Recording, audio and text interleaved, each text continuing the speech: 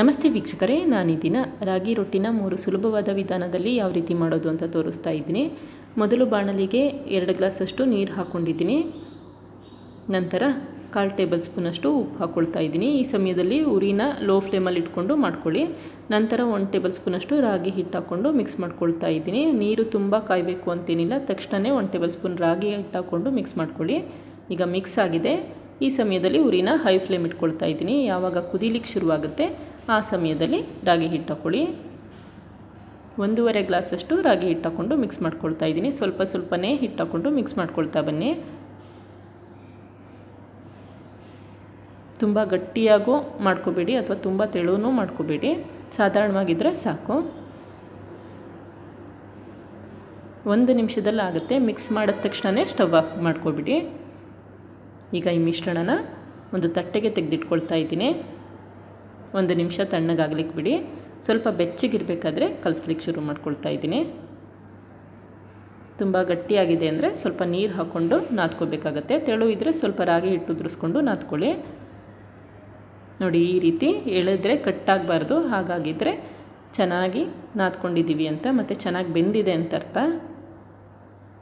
ನಾನು ಮುಂಚೆನೇ ಹೇಳ್ದಾಗೆ 1 ನಿಮಿಷ ಮಿಕ್ಸ್ ಮಾಡ್ಕೊಳ್ಬೇಕಾದ್ರೆ ಬೇಯಿಸ್ಕೊಳ್ಳಿ ಸಾಕು. ಈಗ ಇದನ್ನು ಸಣ್ಣ ಸಣ್ಣ ಉಂಡೆ ತೊಗೊಳ್ತಾ ಇದ್ದೀನಿ. ನೋಡಿ, ಕೈಗೆಲ್ಲೂ ಅಂಟ್ತಾ ಇಲ್ಲ, ಈ ರೀತಿಯಾಗಿರಬೇಕು.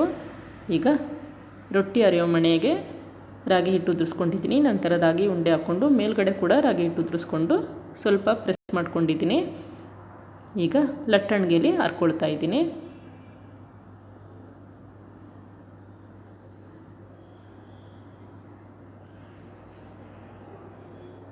ನೋಡಿ, ಎಷ್ಟು ತೆಳು ಬೇಕಾದರೂ ಹರ್ಕೋಬೋದು, ಎಲ್ಲೂ ಕೂಡ ಬ್ರೇಕ್ ಆಗಲ್ಲ, ಒಡ್ಕೊಳ್ಳಲ್ಲ. ಹಾಗೆ ಕೆಲವೊಮ್ಮೆ ಎಡ್ಜ್ಗಳೆಲ್ಲ ಒಡ್ಕೊಳ್ಳುತ್ತೆ ರೊಟ್ಟಿ ಮಾಡಬೇಕಾದ್ರೆ, ಆ ರೀತಿ ಈ ರೊಟ್ಟಿಯಲ್ಲಿ ಆಗಲ್ಲ. ಆದಷ್ಟು ಜಾಸ್ತಿ ರಾಗಿ ಹಿಟ್ಟನ್ನು ಉದುರಿಸ್ಕೊಂಡು ಹರ್ಕೊಳ್ಳಿ.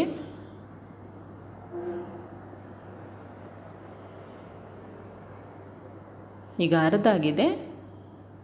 ಈಗ ಬೆರಳನ್ನು ತಣ್ಣೀರಿನಲ್ಲಿ ಎದ್ದಿ ನಂತರ ರೊಟ್ಟಿಯ ಮೇಲ್ಭಾಗ ಒರೆಸ್ಕೊಳ್ತಾ ಇದ್ದೀನಿ. ಈ ರೀತಿ ಮಾಡೋದ್ರಿಂದ ನಾವೇನು ರಾಗಿ ಹಿಟ್ಟನ್ನು ಉದುರಿಸ್ಕೊಂಡಿದ್ವಿ ಅದೆಲ್ಲ ಹೊರಟೋಗುತ್ತೆ ಅಂತಷ್ಟೇ. ತುಂಬ ನೀರು ಹಾಕ್ಕೊಂಡು ಒರೆಸ್ಕೊಳ್ಳೋಕೆ ಹೋಗ್ಬಿಡಿ. ಬೆರಳುಗಳನ್ನಷ್ಟೇ ಒದ್ದೆ ಮಾಡಿಕೊಂಡು ಒರೆಸ್ಕೊಳ್ಳಿ. ಈಗ ಕಾದ ಹೆಂಚಿಗೆ ರೊಟ್ಟಿ ಹಾಕ್ಕೊಳ್ತಾ ಇದ್ದೀನಿ. ಒಂದು ಅರ್ಧ ನಿಮಿಷ ಆದಮೇಲೆ ಯಾವಾಗ ಎಡ್ಜ್ಗಳೆಲ್ಲ ಬಿಡ್ಲಿಕ್ಕೆ ಶುರುವಾಗುತ್ತೆ ಆ ಸಮಯದಲ್ಲಿ ಮೇಲ್ಭಾಗದಲ್ಲೂ ಅಷ್ಟೇ ಬಟ್ಟೆಯಲ್ಲಿ ಒರೆಸ್ಕೊಳ್ತಾ ಇದ್ದೀನಿ. ಉರಿ ಮೀಡಿಯಮಿಂದ ಹೈ ಫ್ಲೇಮಲ್ಲಿ ಇಟ್ಕೊಂಡು ರೊಟ್ಟಿ ಮಾಡ್ಕೊಳ್ಳಿ.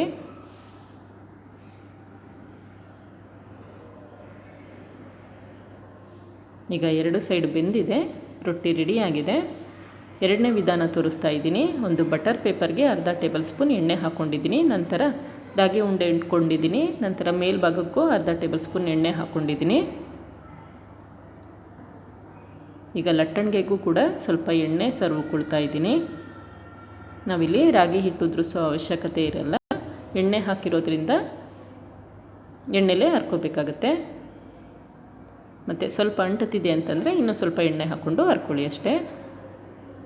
ಈ ರೊಟ್ಟಿ ತುಂಬಾ ಈಸಿ, ಮತ್ತು ಎಷ್ಟು ಬೇಕಾದರೂ ತೆಳುಗೆ ಹರ್ಕೋಬಹುದು. ನಿಮ್ಮಲ್ಲಿ ಬಟರ್ ಪೇಪರ್ ಇಲ್ಲ ಅಂತ ಅಂದರೆ ಪ್ಲಾಸ್ಟಿಕ್ ಶೀಟಲ್ಲಿ ಹರ್ಕೊಳ್ಳಿ.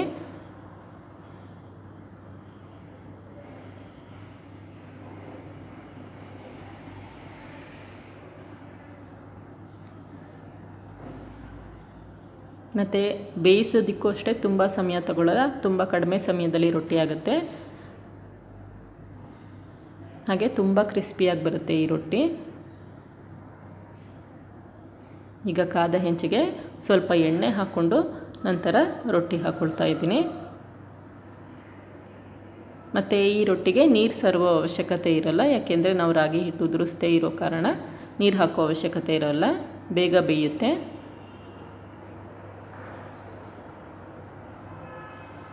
ಈಗ 3ನೇ ವಿಧಾನದ ರಾಗಿ ರೊಟ್ಟಿ ತೋರಿಸ್ತಾ ಇದ್ದೀನಿ.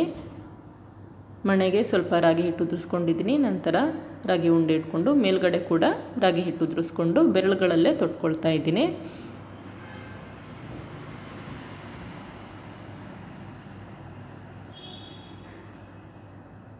ನಾವಿಲ್ಲಿ ರೊಟ್ಟಿ ತಿರುಗಿಸೋ ಅವಶ್ಯಕತೆ ಏನಿರಲ್ಲ, ಹೀಗೆ ಬೆರಳುಗಳಲ್ಲಿ ಪ್ರೆಸ್ ಮಾಡ್ತಾ ಬಂದರೆ ಸಾಕು.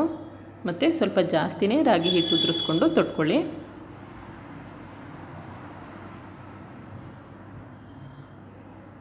ಇದನ್ನು ಅಷ್ಟೇ ಮೇಲ್ಗಡೆ ಸ್ವಲ್ಪ ನೀರು ಹಾಕ್ಕೊಂಡು ಒರೆಸ್ಕೊಳ್ತಾ ಇದ್ದೀನಿ.